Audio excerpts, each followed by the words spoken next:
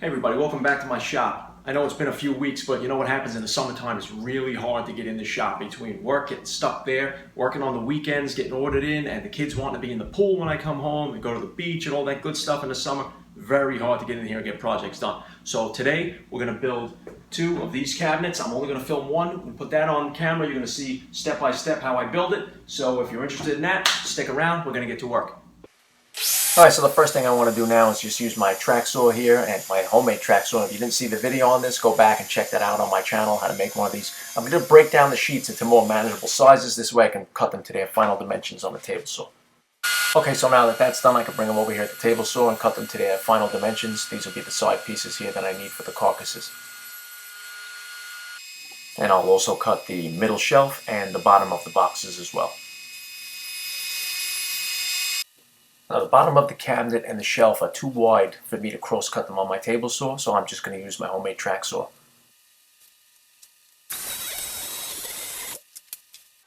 I need to cut out a spot for the toe kicks here, so I'm just going to use my combination square preset to 3 inches and make the marks on all the bottoms of my side cabinets.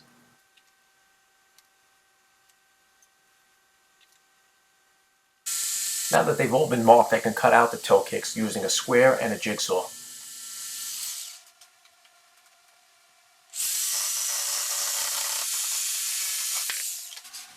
Now we're simplifying this build here for these cabinets. I'm just going to use standard joinery here. There's just going to be a butt joint. The bottom shelf is going to be attached with screws from the outside, and the shelf also is going to be attached with screws. So what I'm going to do is line both panels together, and then I'm going to use a framing square, and I'm going to draw a line across each side. This way I know exactly where I need to make my screw holes, so I can attach everything, and everything will be level. You're also going to see me using a scrap piece of the plywood that is making up the shelf, the exact thickness of the piece that I'm using.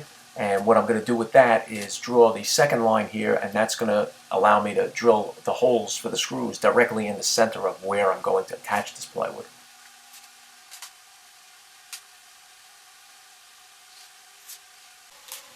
After I marked up where I need the bottom to be, I'm just going to measure up to where I need the shelf to be, which is just about the midway point here. And I'm going to repeat the process by using the framing square, drawing the first line, then using the scrap piece of plywood and making the second line.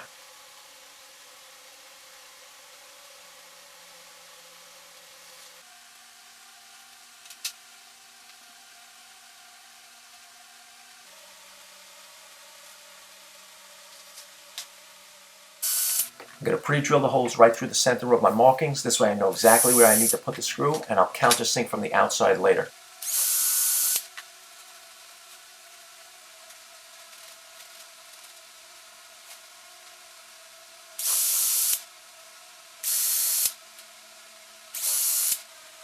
I'm going to finish the inside of these cabinets with shellac, and this is the best time to do the finish before you assemble them, because it's just much easier to apply the finish without having to go into corners with the brush and all. And you'll notice that I'm leaving the shellac away from where I'm actually going to join the shelves, because I want to get a good glue bond when I screw everything together.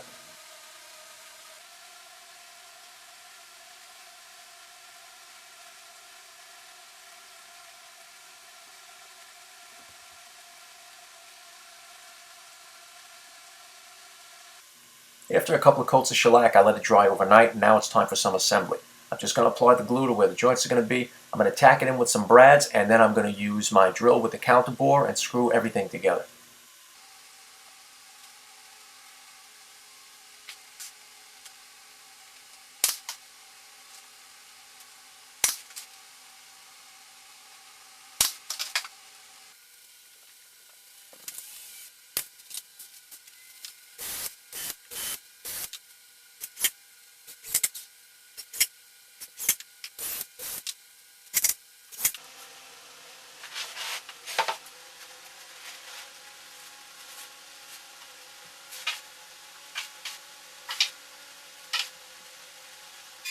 Now I'll just rip all the material that I need for the cross braces and the top brace, where it'll help me attach it to the wall and to attach the top of the base cabinets later on.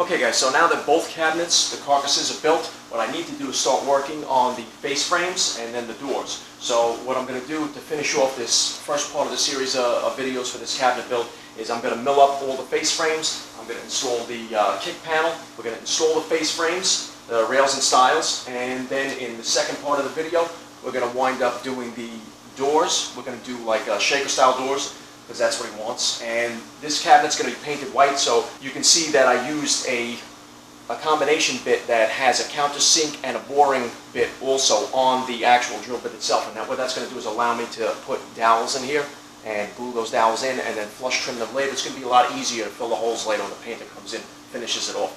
This piece right here, this cross member, is not only to strengthen the cabinet so that it doesn't rack back and forth, but it's also going to serve as the placement for the top.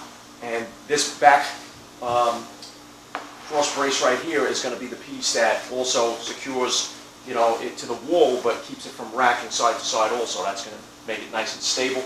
Once the top goes on, I'll be able to counterbore some holes from the bottom here and elongate those holes to allow for movement in that top. Alright, so now I need to make the face frames, so I'm just going to pass these through the thickness planer. I've already flattened these one face on the jointer, so now I need to co-planer them.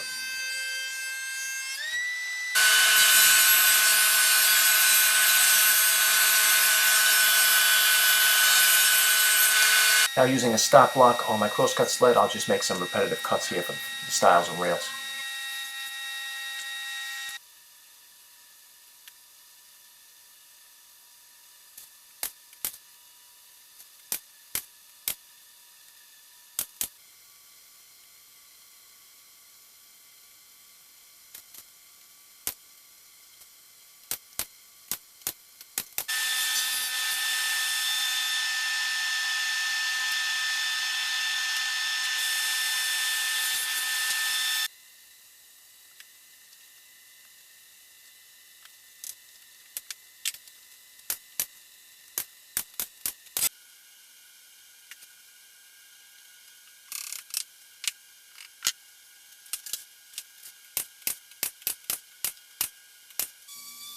After installing the face frames, I'm just going to give it a light sanding to make sure everything's nice and smooth and level, and it feels smooth to the touch.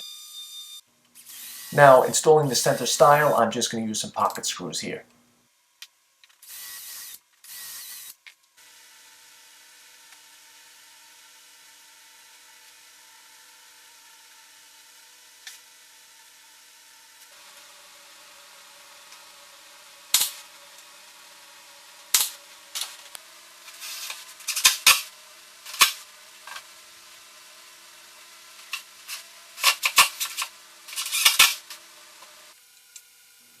And now I'll just finish off the shelf by edge banding it with some solid wood.